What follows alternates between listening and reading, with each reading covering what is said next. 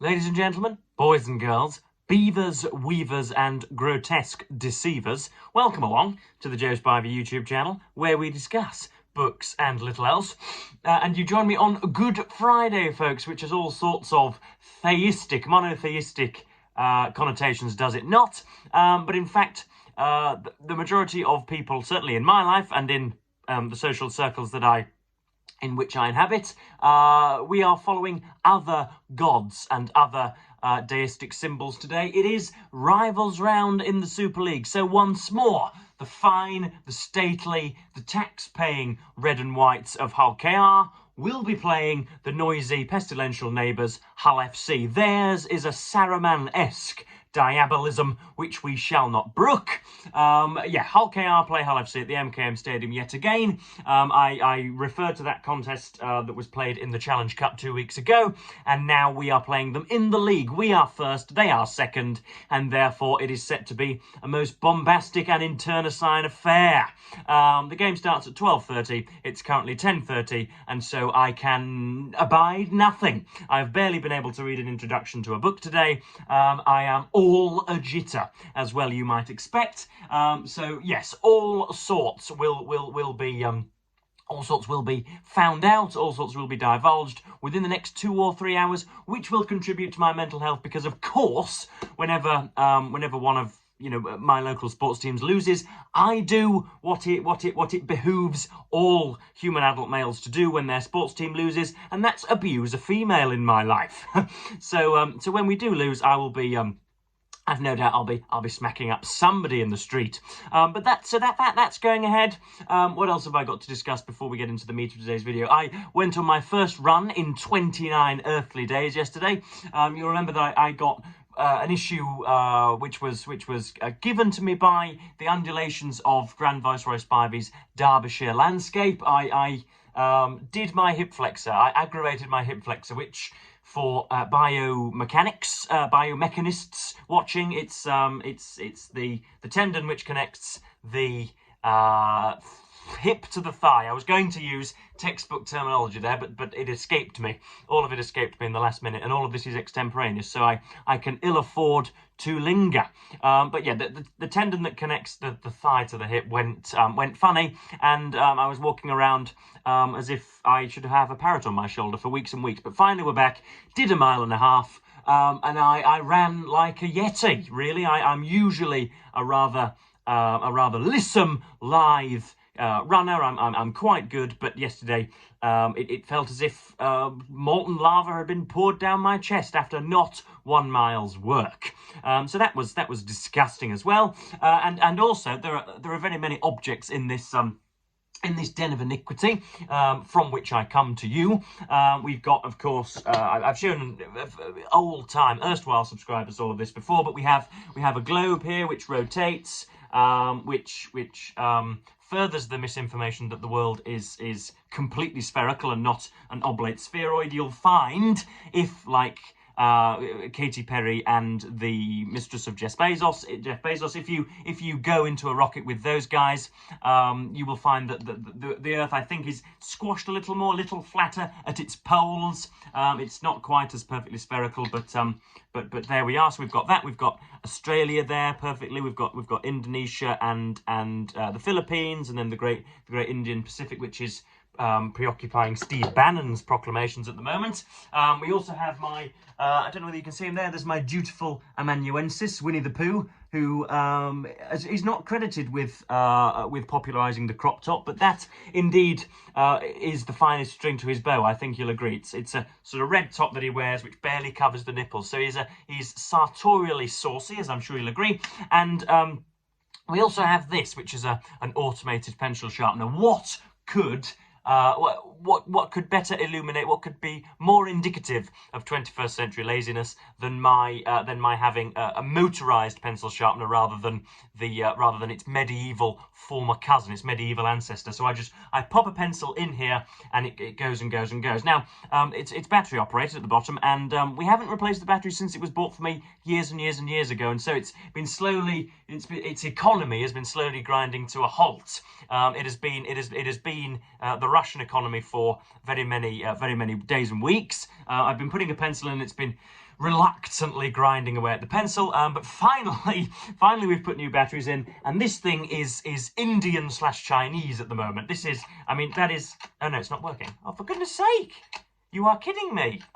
Well, okay, well, forget that. It is actually not working. Yesterday, when we put new batteries in, it was going like a Boeing 747. For some reason, it's got camera shy and it's not working. Why is that not working? That was going like the clappers yesterday. Well, there we go. Another problem, another fresh problem for this address. But I do have something altogether more important to share with you. I took receipt of a book last week. I bought it online, which I seldom do. I bought it from World of Books, which is I think just a warehouse somewhere in the middle of England, who have in which is stored a collection of second-hand books, and they often do a 3 for £12 deal, which I rarely succumb to, but have been known to also. But I just bought this individually. This is the Assassin's Cloak, an anthology of the world's greatest diaries, and this will be the onset. This will be the advent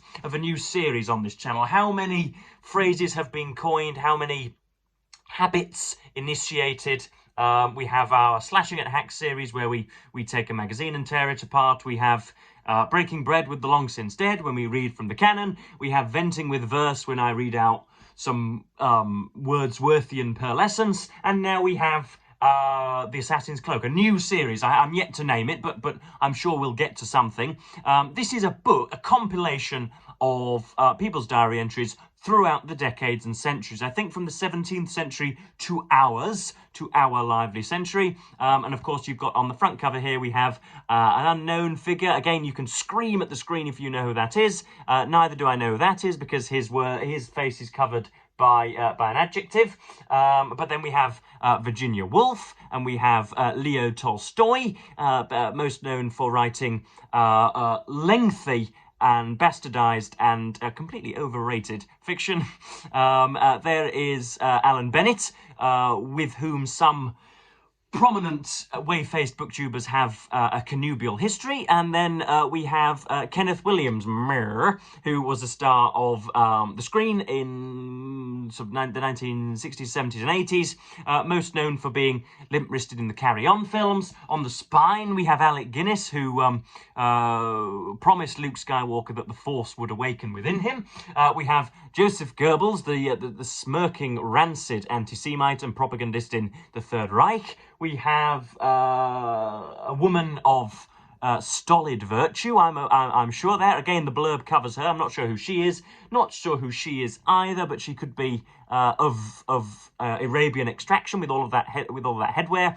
Then we have Andy Warhol in the centre. We have, I believe, a young and inane Hugh Grant, and then somebody with their hair curiously parted. But that's an example of what we will get to. And yeah, so day by day of the year, Irene and Alan Taylor have gathered together the testimony of, you know, profiteers and parlourmaids, of Bolsheviks and blackguards and beekeepers and many others besides. And we are going to go through, not day by day, because that would be preposterous. Who on earth would publish on a daily basis? But I'm going to, you know, once to twice to thrice a week, we will look at the date of that. You know, we will flick to that particular day, this being April 17th or 18th, and see what people were saying in the 50s, people were saying in the 20s, people were saying in the 1840s, people were saying in, you know, the 1790s, what Samuel Pepys was concerned with, what Gordon Brown was concerned with, what Margaret Thatcher was concerned with, and we shall see what was going on. And I thought it was a decent example, or a decent chance for us to have a look. You don't need a copy of the Assassin's Cloak yourself, because we'll learn together, won't we? But I this morning read the introduction by Alan Taylor, which was a startling affair, and he gives his overview and his justifications for for writing it, and it's pretty good prose. I'm sure you will agree.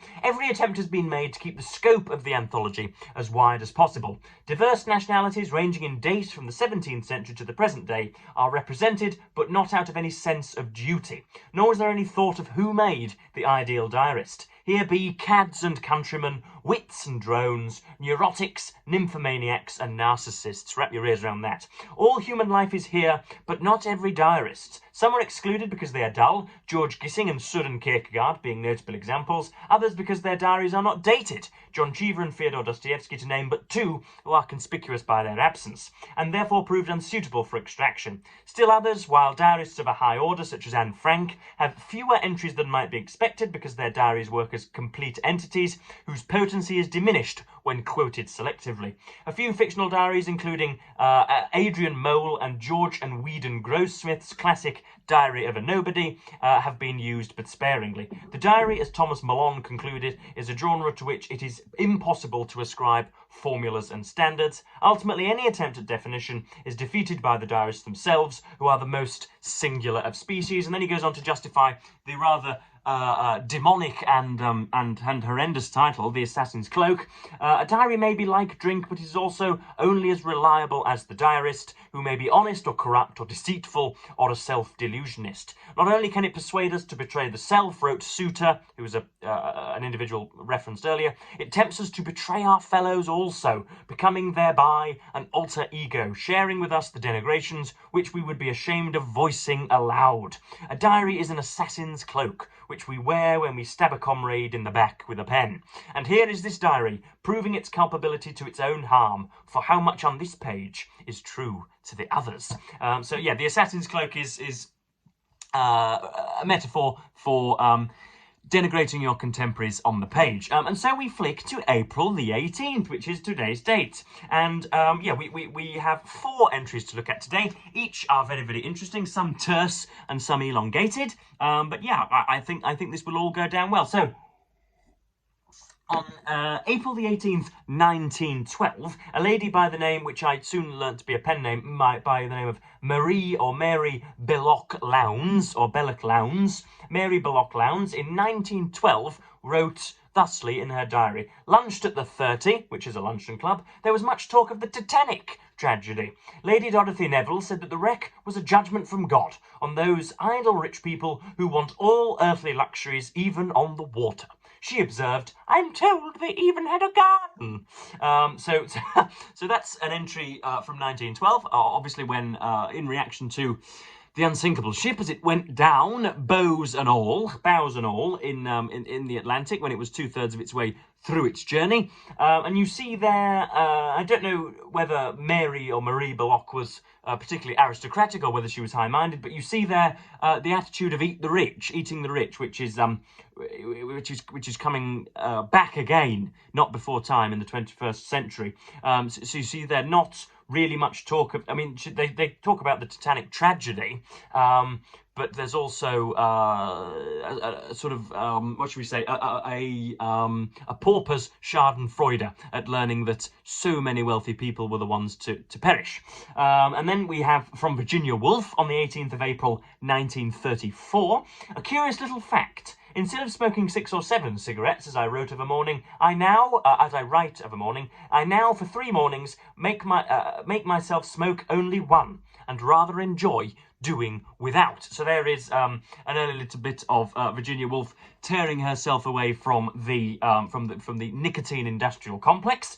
And then this is a much more heartfelt and I think you'll agree serious entry. This is from Abel Hertzberg, whom I later found to be a Dutch prisoner of the Nazi regime, and was at the time that he wrote this was in transit from the Bergen-Belsen concentration camp.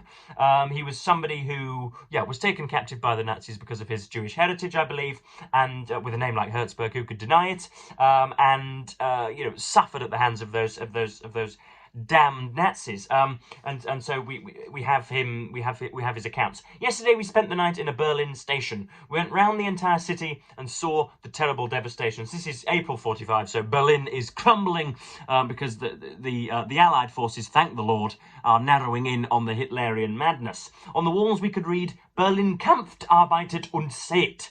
Berlin fights, works and stands, and other such resolute phrases. For the past 2 days there's been no food. Last night we finally received 1 kilo of potatoes, 75 grams of soup vegetables, half a Swede and 100 grams of curd each. Today there would also be gherkins. The leadership is much taken with itself. We begged and partly plundered and have become fully fledged gypsies. For all that, we are eating much better than in the camp. The Hungarians are selling us their stolen goods. In Berlin, we also met the Hungarians again. They had a sustained heavy attack, 56 casualties, more than 250 wounded. A dangerous enterprise indeed. Yesterday, I begged potato peelings from a soldier and cooked an excellent soup with them. So there you have.